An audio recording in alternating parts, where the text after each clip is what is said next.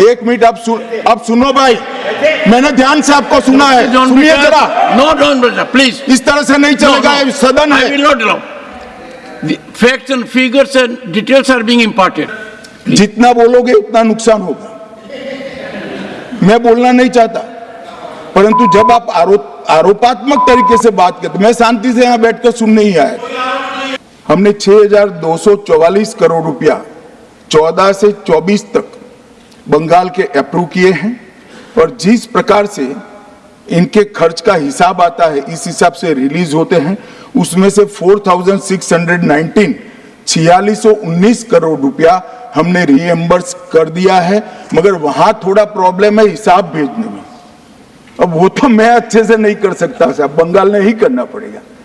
Account देना पड़ता है तो सरकार है, कोई पॉलिटिकल पार्टी नहीं है ना। सरकार के कुछ रूल्स होते हैं, रेगुलेशन होते हैं, अकाउंटिंग सिस्टम होती है, एजी का ऑडिट होता है। हम किसी को नहीं मानेंगे तो थोड़ी तकलीफ आएगी, मगर धीरे धीरे आदत पड़ रही है, इंप्रूवमेंट आया है। इसीलिए 6244 में से 4619 करोड़ रुपया इनका रिलीज हो चुका है। और मैं सभापति महोदय, स्टेटमेंट जो है भारत सरकार का वो नित्यानंद जी ही बताएंगे, मगर मैं कुछ चीजों की स्पष्टता करने के लिए आपकी अनुमति से इस सदन के सामने खड़ा हुआ। सबसे पहले इस घटना में जितने भी लोग हताहत हुए हैं, जो घायल हुए हैं, वो सभी के परिवारजनों के साथ मैं मेरी संवेदना व्यक्त करना चाहता हूं, और बड़े दुख के साथ आज मैं उनके प्रति अपार संवेदना के साथ इस सदन में खड़ा हुआ हूं। जैसा मैंने पहले कहा कि सरकार की ओर से जवाब श्री नित्यानंद राय ही देने वाले हैं। जब यहां पर 1 घंटे की चर्चा आपने अनुमोदित की, तब मुझे था कि आज का दिन शायद राजनीति से परे रहेगा, इस पर राजनीतिक टीका टिप्पणियां नहीं होगी। खैर, उद्देश्य से या जानकारी के अभाव से कुछ टिप्पणियां भी हुई, और कुछ सदन को पूरा देश देखता है, इसलिए देश के सामने कोई गलतफहमी न हो जाए, इसलिए मैं स्पष्टता करने के लिए खड़ा हुआ। दोषारोपण हुआ या जानकारी के अभाव में मुझे मालूम नहीं है, मगर मुझे स्पष्टता करनी है माननीय महोदय, आपके माध्यम से, सदन से और सदन के माध्यम से पूरे देश को। Early warning, early warning, early warning, early warning बोलते ही गए। अंग्रेजी में जितने भी गंभीर प्रकार के शब्द है अपने भाषण में डालकर इसको बताया गया। मैं सदन के सामने स्पष्टता करना चाहता हूं, 23 जुलाई को केरल सरकार को अर्ली वार्निंग भारत सरकार की ओर से दी गई थी। 23 जुलाई को 7 दिन फिर 24 को गई, फिर 25 को गई, 26 तारीख को मान्यवर ये कहा गया कि 20 सेंटीमीटर से ज्यादा वर्षा होगी, भारी वर्षा होगी, लैंडस्लाइड होने की संभावना है, मड भी रस होकर आ सकता है, और लोग इसके अंदर दबकर मर भी सकते हैं। मैं कुछ कहना नहीं चाहता था मान्यवर, मगर भारत सरकार की अर्ली वार्निंग सिस्टम पर सवाल किए गए, इसलिए मैं कहता हूं please listen us, please listen अस, मत चिल्लाइए, प्लीज रीड इट। जो वार्निंग भेजा है उसको पढ़िए जरा।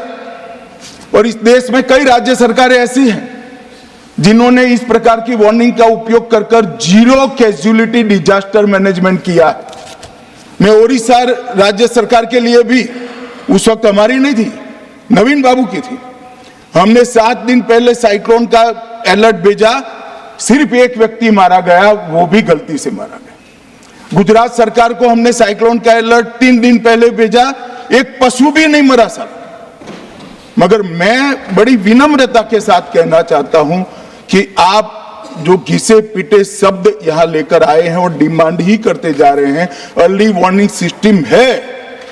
भारत सरकार ने 14 के बाद अर्ली वार्निंग सिस्टम के लिए 2000 करोड़ रुपया खर्च किया है, और इसको साझा किया जाता है मान्यवर।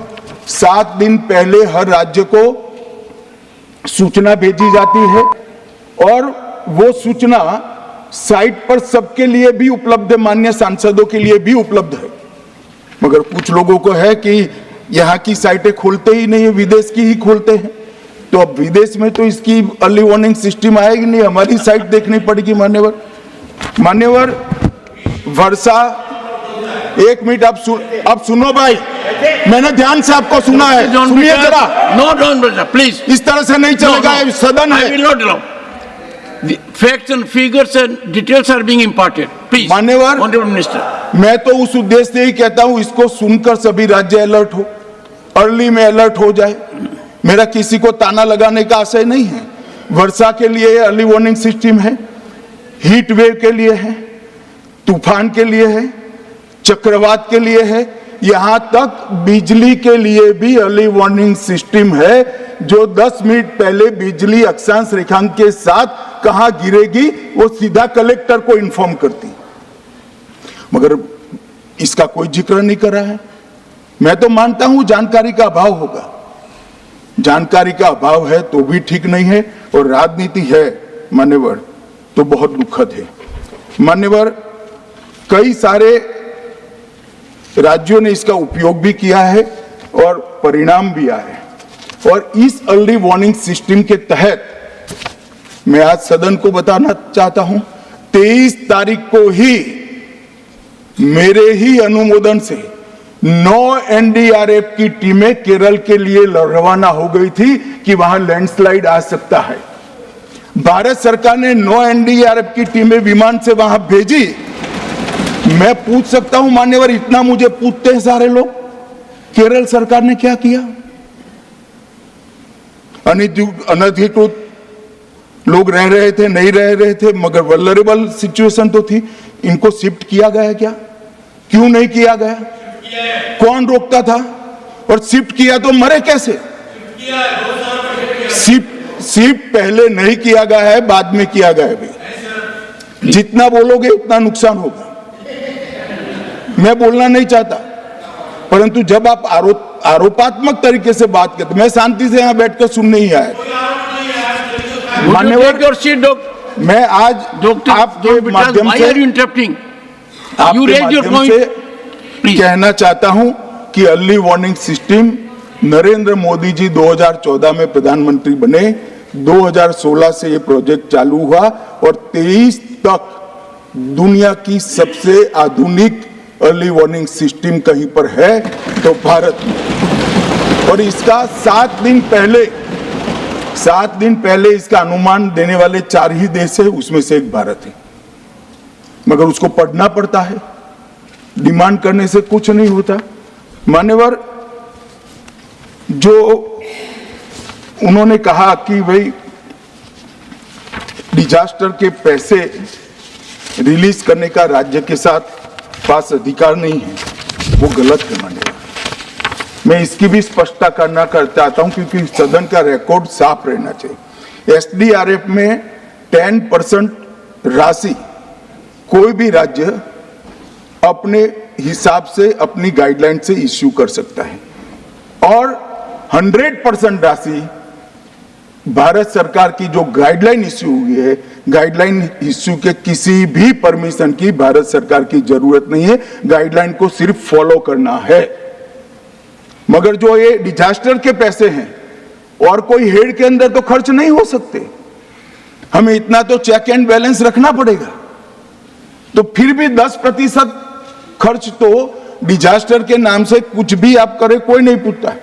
90% खर्च आप गाइडलाइन के हिसाब से डिजास्टर के लिए भारत सरकार की कोई परमिशन लेने की जरूरत नहीं। और बंगाल का भी कहा मान्यवर, डिटेल स्टेटमेंट नित्यानंद जी पढ़ेगी, मतलब मैं स्ट्रक्चर्ड स्टेटमेंट नहीं दे रहा हूं, सिर्फ स्पष्टताएं कर रहा हूं। मान्यवर, बंगाल का भी कहा, हमने 6,244 करोड़ रुपया 14 से 24 तक बंगाल के अप्रूव किए हैं, और जिस प्रकार से इनके खर्च का हिसाब आता है इस हिसाब से रिलीज होते हैं। उसमें से 4,619 4619 करोड़ रुपया हमने रीएम्बर्स कर दिया है, मगर वहां थोड़ा प्रॉब्लम है हिसाब भेजने में। अब वो तो मैं अच्छे से नहीं कर सकता साहब, बंगाल ने ही करना पड़ेगा। अकाउंट देना पड़ता है तो सरकार है, कोई पॉलिटिकल पार्टी नहीं है ना। सरकार के कुछ रूल्स होते हैं, रेगुलेशन होते हैं, अकाउंटिंग सिस्टम होती है, एजी का ऑडिट होता है। हम किसी को नहीं मानेंगे तो थोड़ी तकलीफ आएगी, मगर धीरे धीरे आदत पड़ रही है, इंप्रूवमेंट आया है। इसीलिए 6244 में से 4619 करोड़ रुपया इनका रिलीज हो चुका है। और मैं फिर से कहना चाहता हूं मान्यवर, अर्ली वार्निंग सिस्टम दी गई थी, इसीलिए 23 तारीख को हमने एनडीआरएफ की 9 बटालियन वहां पर, 9 बटालियन वहां पर हमने भेज दी थी और 3 कल रवाना करी है। एनडीआरएफ की बटालियन उतरने से भी अलर्ट अगर हो जाते तो काफी कुछ बच जाता, मगर मैं किसी पे दोषारोपण नहीं करना चाहता हूं।